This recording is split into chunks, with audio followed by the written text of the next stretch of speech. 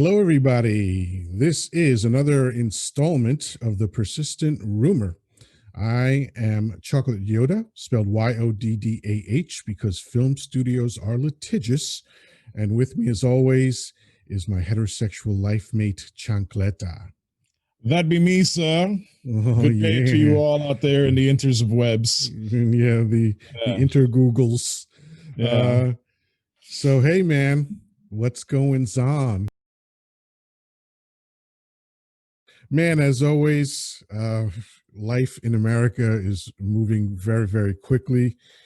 There's so many things that we could talk about, but as always, I will begin by asking, what's on your mind, chum? What is on my mind? I don't know. I've been working on staying away from bad news sources because they really do trigger me, right? Like I've just Oh, do tell, do tell. What's that about? yeah, so I've just been saying to myself, we had a conversation that it was about how I'm always like just getting into an argument with somebody online or whatever.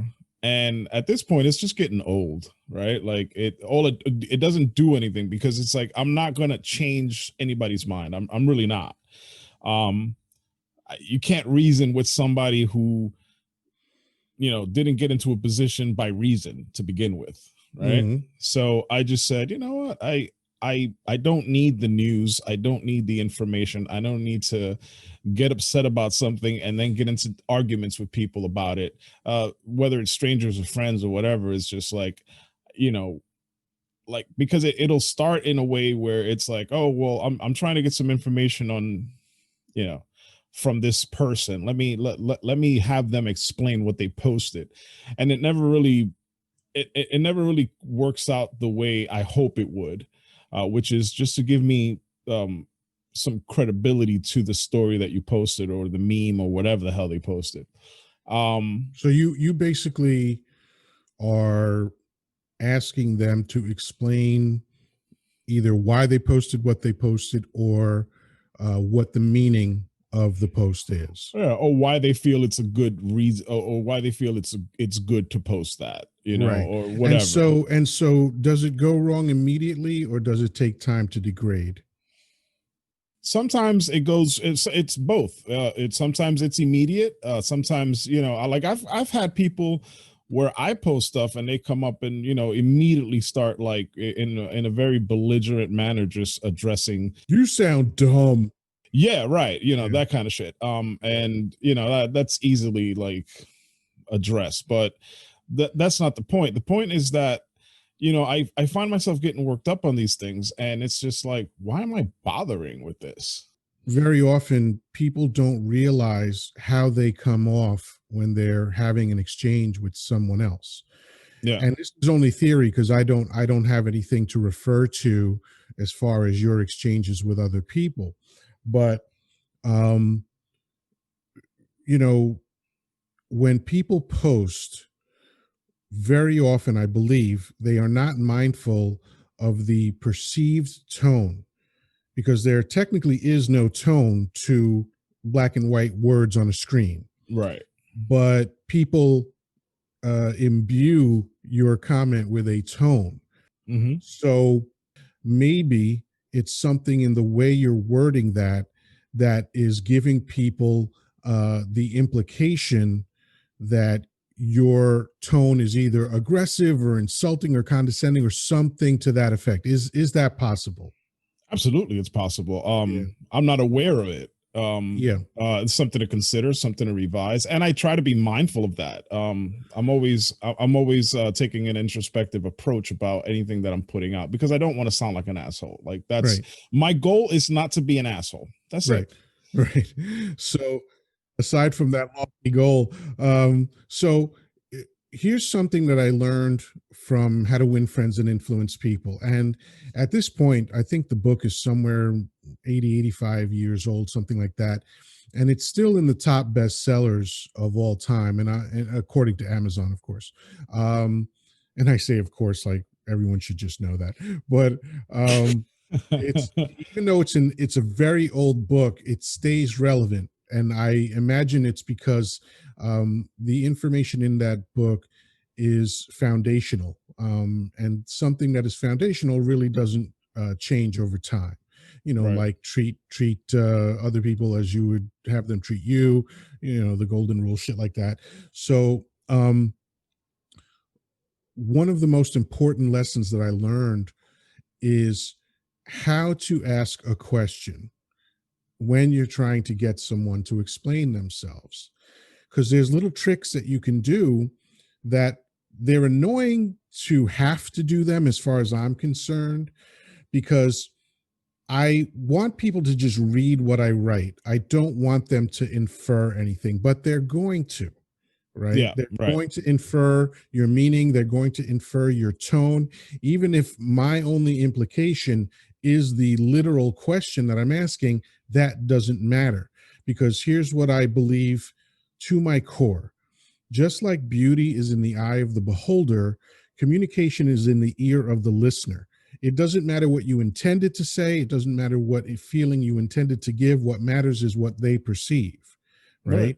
And So, perception is reality. yeah, exactly. Yeah. So, if you can think about a way you asked a question, guaranteed there was a way to ask it that would have mitigated the negative response that they gave. Because, you've indicated that this happens frequently. So we can't be looking at the other person, especially since it's not the same person every time. It's happening to different people or with different people. So you've got to look at what you're doing, and not to say that what you're doing is wrong or bad. You've got to figure out, well, is there a way that I can do this and not get the response that I don't want, and really just get the information that I'm looking for? Yeah. So part of the answer to that question is gauging your sincerity. Are you asking the question because you really just want the information that you say you want, or is part of your agenda waiting for them to give you the wrong answer so that you can then engage them and explain how they're wrong? That's a rhetorical question, right? Yeah. But it's one worth considering. And because I know myself, I know that I ask people questions sometimes to set them up. Right. Straight up. I'm not going to pretend I don't do that. Right. Right. So sometimes people pick up on that. Right. Yeah. That's true. So I sometimes take the extra step, which I find annoying, but if I really want to facilitate communication, I believe that I have to take responsibility for how I communicate. So instead of just saying, well, what's that about? I'll say, you know what, you made an excellent point about blah, blah, blah. Could you clarify this part of it? Now, I'm really asking the same question, but I'm asking it in a way that kind of lowers people's defenses. Okay. And that's what I want, because if they get defensive, then we continue to get the same results, right? So sort of soften the intent, or soften the possible inference that they can take from your question, and get their defenses lowered. Chances are they will actually give you the information that you want, rather than get distracted by what they think you're saying. Yeah. Okay. I mean, listen, it's always worth a shot. But it's 60% of the time, it works every time. I feel you, baby. Dynamite. No, but um, honestly, let me just say one last thing about this. I used to get very specific feedback from people in the world. Um, Up until I read Think and Grow Rich, sorry, How to Win Friends and Influence People in 1991, I was getting this one sentiment expressed to me over and over and over again. And that is, man, you think you know everything, yeah. right? Now, what I can tell you is that that was always shocking to me, because that is not how I think at all. In fact, I've said it before, I'll say it again. I think that on my best day, I'm a talking monkey. Yeah. And no disrespect to monkeys. Okay. I don't think that I'm some brilliant person that knows everything on earth. I believe that I have about a thimbleful of knowledge in an ocean of information. Right. Okay. That and I know that the list of what I don't know is infinitely longer than what I do know. And that belief keeps me humble, but I was still, despite those genuine beliefs that I have held about myself, I still got the feedback, well, you think you know everything, right? Or you're a know it all, right? Yeah. So here's what I did. I read How to Win Friends and Influence People, and I changed how I said what I said. I didn't change what I said. I still offered my opinion. I still offered my questions because I'm a very inquisitive person. I can, as you know, you've been on the receiving end of my inquisitions a lot of time, and you know that I can go deep Yeah, when I absolutely. start questioning things, and I can bisect something. I dissect issues the way cells subdivide. Okay, I will keep going, and I will keep making razor thin distinctions until we get to the thing that's enlightening for both of us. And I'm happy that I do that, but I've learned how to do that so the person that I'm doing that to doesn't necessarily feel persecuted or harangued or anything like that.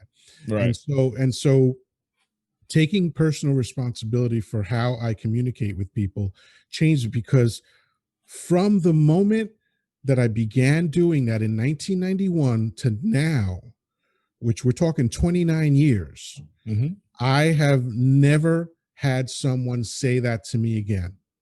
And I'm still who I am. I'm still a wise ass. I still ask a lot of questions.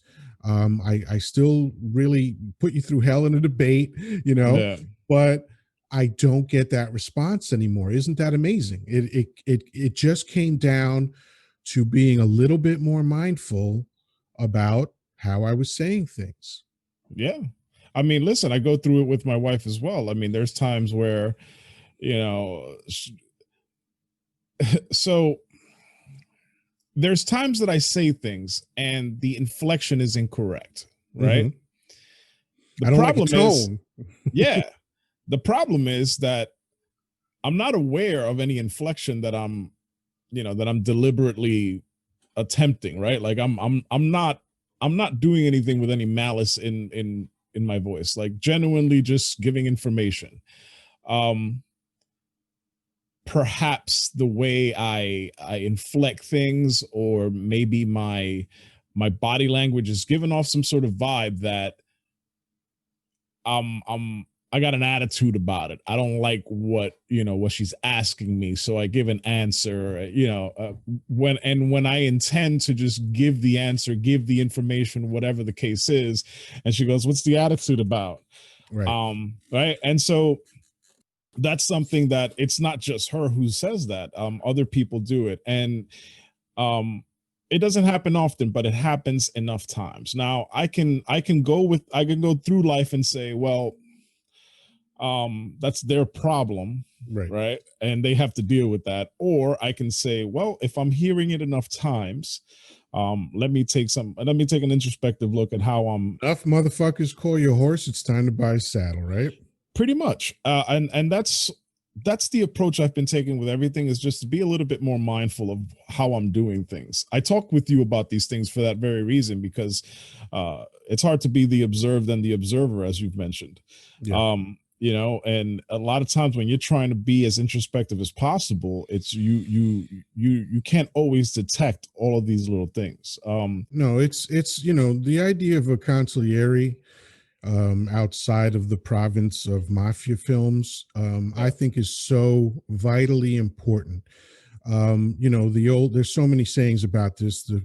The most popular one is probably "No man is an island," right? So, you know, what that means to me is that I can only get so far being introspective.